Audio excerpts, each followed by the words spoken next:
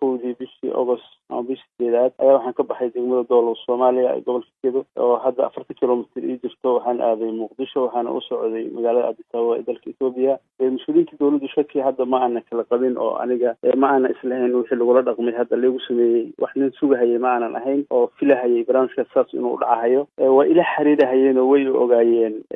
qayb ka mid ah sirdoonka hay'adda nabadgelyada qaranka iyo niman xildhibaano iyo wasiiro ah intaba. kadibna markii aan garoonka aadan cadda tagay waxaa barnaamijku isku bedeshay in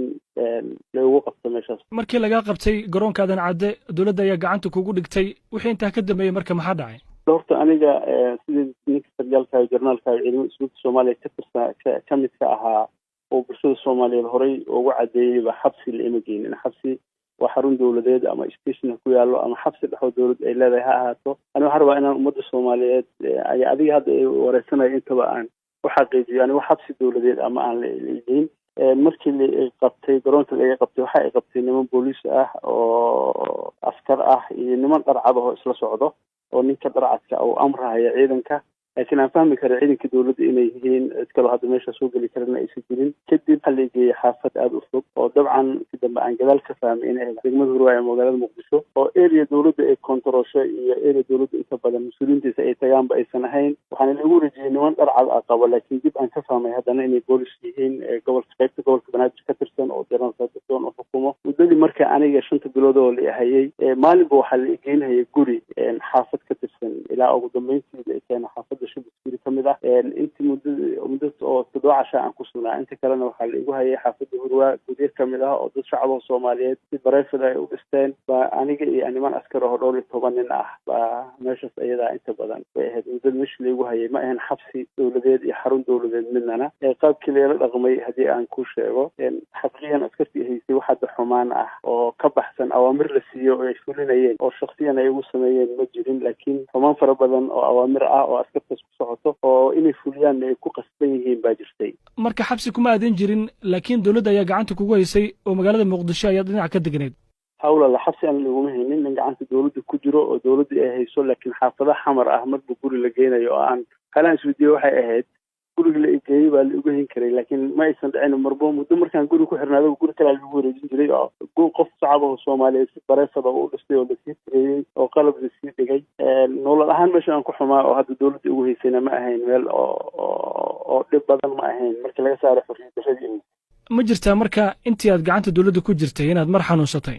way jirtay hawla muddo loo jira xanuunsaday waana dhaqtar la ii keeno ama la igeeyo. nimankaas inta badan awaamirta waxay ka qaadanayeen oo ay ku qofka ay su'aasha weydiinayaan Saadiq Joon buu ahaa. Saadiq Joon cid uu su'aasha weydiinayay Fahad Yaasiin iyo waxay ahaayeen madaxweynaha dalka xataa ra'iisul wasaaraha ma ahayn barnaamijka shuqul kuma lahayn waxba ka muusa kala soconay wasiirka amniga midnana taliyaha ciidanka booliska Soomaaliyeed xataa systemka aan ku xiranahay kama soo warramin. gabadha Fuusiya ah oo jarnaalka ah oo fadhiisanka ciidanka booliska Soomaaliyeed ah oo dhigo adiga gabar hawreerta ee anigana labada jeer ee hadashay xataa waxaan rabaa meel aan ku xirnahay iyo waxa aan ku suganahay midna kama soo warramin. barnaamijkii waxa barnaamij kooban oo Saadiq Joon oo Jarnaal Saadiq Joon oo ah taliyaha ciidanka ee gobolka Banaadir oo ujeedku ay ahayd haynta oo asaga ahayo ciidamadu asaga xukumayay hayaan nimankii aan siyaasadda saaxiibada ahayo siyaasadda ugu haystay oo madaxweynaha uu sareeyay dowladda federaalka Soomaaliya Maxamed Cabdullaahi Farmaajo iyo taliyaha nabadgelyada ee nolada kulane. intaas oo ah barnaamijkii dad ku kooban. dabcan su'aasha ay aan weydiiyo ragga aniga marka sida gacantii ugu hayeen ay la aadayeen Saadiq Joon raggaas uga aadayeen mana soo gelin in jawaab sax ah la soo siiyo nimankii gacantii ugu hayay. raggii ku hayay marka ma ku sheegana sababta lagu xiray iyo waxa dowladdu ay ka damacsan tahay? hawla markii aan muddo 19 casha xirnaaba iyo waxa ii yimid Jarnaal Saadiq Joon wuxuu ugu yiri wasiir waxaad ku xiran tahay ciidamo gaba jooga oo kun askari ah inaad wareejiso dowladda ku wareejisid baan loo baahan yahay saasay madaxda qaranka ku leeyihiin yaa ila baan ku yiri wuxuu yiri madaxda ku madaxweynaha iyo waxa kula taliyaha nabadgelyada waxa wanaagsan aniga maxaabiis baan ahay mana ahan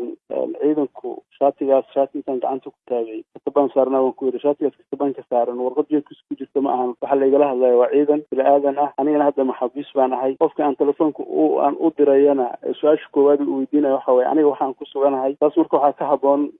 su'aasha lagu soo dhiibo madaxweynaha uu ku soo dhiibay iyo taliyaha nabadgelyada anigoo xor ah oo degan xorriyadiisa u degan ama hotel ama xarun dowladeed u degan in la igala hadlo laakiin hadda maxaabiis baan ahaan ku yiri. marka sida aad sheegtay waxa laga dalbaday in ciidanka ku sugan gobolka Gada aad dowladda federaalka ku wareejiso.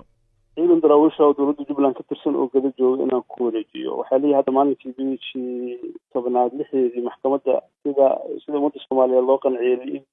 waxay ahayd waxyaalihii la igu eediyay qayb ka ahayd, laakiin taas waxaan ooga jawaabay in ciidankuna aan hoos imaanin ciidanka jubbaland inay taliyaal leeyihiin soomaaliyeed, saraakiil iyo xukunta inay leeyihiin. dabcan ciidankuna aan xukuminay ciidan ka badan 7,000 askari oo dowlad goboleedka jubbaland ay leedahay jubbada hoose iyo gadaba jooga inay hoos imaadaan wasaarad ahaan. adoo maxabiis ah oo aan xor ahayn haddii lagu weydiiyo ciidan wareeji si aad ooga jawaabi leed oo fahmaysaa waxaan ku qanci kara maba ahayn ciidan wareeji. waxaan kaloo fahamsanaa barnaamijka ciidanku inta badan in uu hadal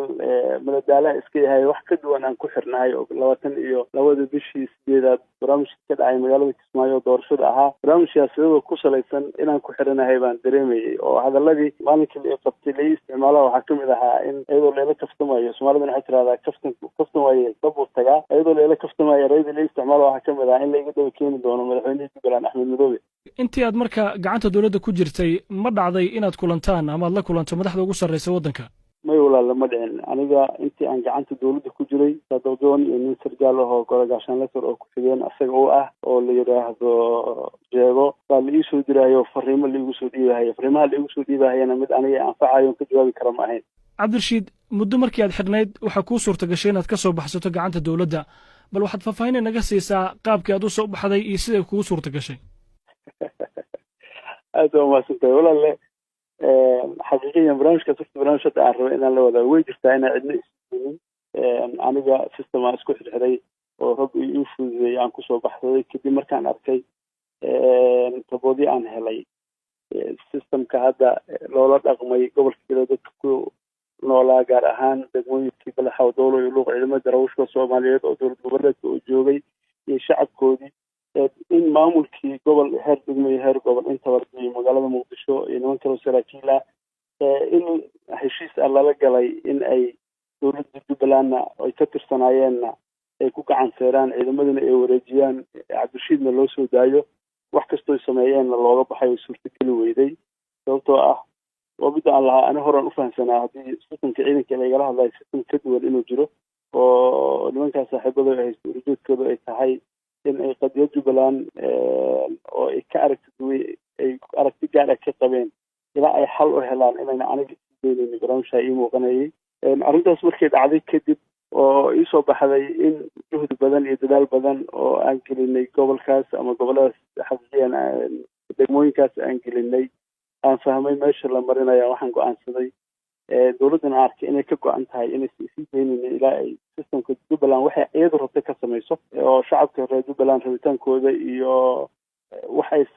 dabcan waxa ka duwan oo dowladdu ay rabtay ay ku shaqayso. waxaan go'aansaday inaan sameeyo barnaamijka aniga xabsigan oogana soo baxay gurigii afduuli la igu hayay baddana aan usoo maray 700 kilomitir aan badda usoo maray. barnaamijkaas go-aanka marka aan qaatay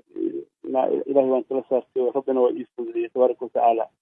waayahay markii aad soo baxsatay marka doontii yaa kuu soo kaxeeyey yaase kula socda adigu? walaal doonta niman Soomaaliyeed oo iskale baa ii waday cidna ima soo raacin keligay baan ahaa muddo 3 maalin iyo 2 habeen aan Muqdisho joogay. markii aan baxay kadib waxaa ahayn waxyaalihii igu codka badnaa ma aanan islayn hadda dowladda federaalka Soomaaliya iyo laamaheeda amniga way ku arkayaan ama waa lagu qaban doonaa ma aanan ka qabin ma cabsi ama qabin, laakiin niman aan birirnay oo fahmayo inay dadku saameyn badan ku leeyihiin bay cabsida ugu badneed iyo khatartii ugu badneed oo aan qabay. labadiibana rabbi waa iga badbaadiyay tabaaraka watacaala. waxaana ii suurta gashay in xilli maalinimo ah soo raaco doon kadibna aan Kismaayo ku imaado. intii aad xabsi guriga ahayd ayaad ka shaqaysay marka sidii aad meesha uga baxsan lahayd? barnaamijkaas waan ka shaqeeyey waan u mahad celinayaa intii igala shaqaysay. dabcan hadda qofku keligiis markuu shaqeynayo keligiis wax ma qaban karo in lala shaqeeyo. dabcan dad unbaa ila shaqeeyey aan u mahad celinayo shaqadii ila qabteen. horta barnaamijkaas waqti daba dheer iyo wuxuu u baahan yahay aragti fara badan biidnillahi tacaala. waxaana samayn doonaa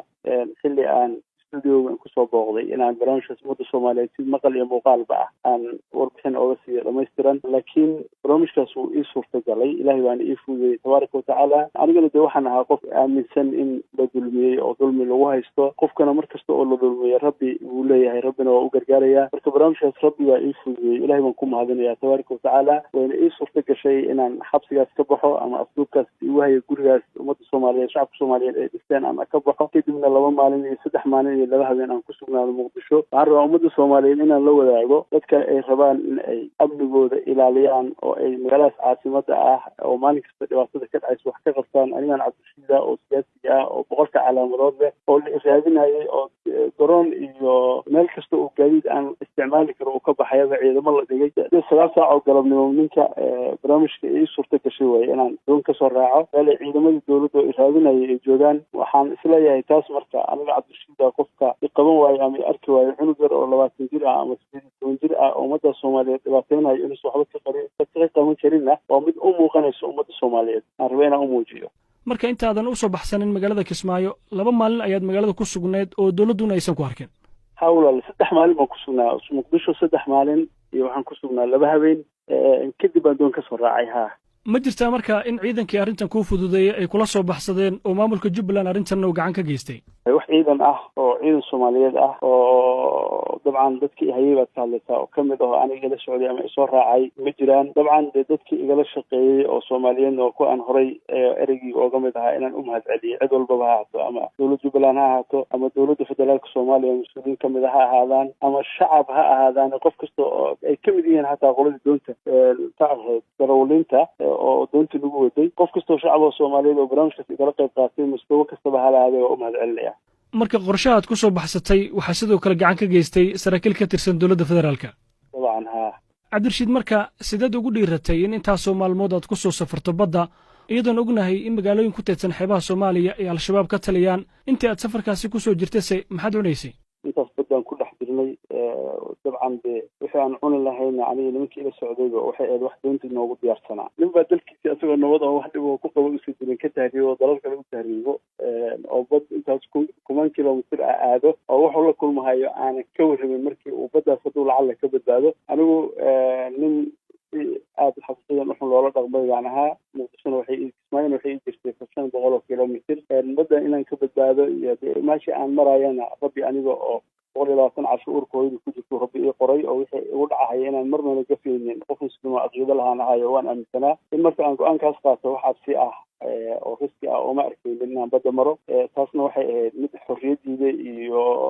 xaqiiqiyan dhibaatada markaas igu hayay aan islaawad uga bixi kartaa markii aad timid cabdirashiid magaalada Kismaayo maamulkii aad ka tirsaneed ee Jubbaland ay ku soo dhaweeyay kadibna waxa lagu soo qaaday magaalada Nairobi marka yaa ku soo qaaday maxaa lagu soo qaaday walaalow aad baa mahadsantahay waa sax barnaamijkaas inta badan Kismaayo bay ahayd ujeedkii markoobaad inaan tago Kismaayo markaan tago waxaan dareemahay shacab Soomaaliyeed oo mas'uul u ahaa iyo mas'uuliyiin Soomaaliyeed oo reer Jubbaland ah oo aan isku leeyahay ahayn oo lixdaalo far badan ilaha inay iyo horeeyaan waxay ii muuqanaysay inaysan caafimaadkiisa sax u ahayn in aan magaalada Kismaayo intaan tago aan saacado sii joogo oo shacab iyo mas'uulba maskaxdooda la jaam garan doono sababta markaan u joogay muqdisho 2 maalin iyo 3 maalin iyo habeenka waxa qayb ka ahayd in aan diyaarsado in aan Kismaayo markaan tagabo haddii rabbi nabad igu geeyo inaan ka sii baxo oo sababtoo ah markii aan aniga ka baxay meeshii aan ku xirnaaba waan awooday doontii waa ii diyaarsaneed waxaan awooday inaan doontiida fuulo aan tago oo isla subaxiiba aan Kismaayo subaxan tagay habeenkeedii aan Kismaayo u hoyday waa awooday sababta marka aan muqdisho u jeedo waxay ahayd ba inaan magaalada Kismaayo oo aan madaxda shacabka Soomaaliyeed u ahay iyo mas'uuliyiintii ila laga ahaa intaba ay joogaan aan ku sii sugnaan karin oo maskaxdayda jaam garan fara badan ay ku dhacayso anana muddo 5 bilood ah dabcan tilgiis meel lagu hayay oo gaarsiin loo diiday telefoon oo dad inay soo booqdaan loo diiday oo TV inuu fiirsado loo diiday oo raadiyo gacan xataa inuu dhageysto loo diiday baan ahaa waxa marka aan isku xirxirahay muddada aan joogo muqdisho barnaamijkaas waxaan ii suurta gasho rabbi sidii uu doontii iyo xabsiga igu fududeeyay ilaahay igu fududeeyay inaan Soomaalinkii maxaa ayoon tagay magaalada aan sii dhaafo barnaamijkaasna waxay iga shaqeeyay dowladda Jubbaland madaxdeeda oo kamid yahay madaxweynaha dowladda Jubbaland Axmed Maxamed Islaam waxaa jira warar sheegaya in markii aad timid magaalada Kismaayo halkaas ay ka soo qaaday diyaarad ay leeyihiin militariga waddanka Kenya arrinta ka waran arrintaas waxaa kamid jiraan walaalle wax dowlad Kenya gaadiid uu leeyahay oo aan isticmaalo aan ku tagay Nairobi ma jiro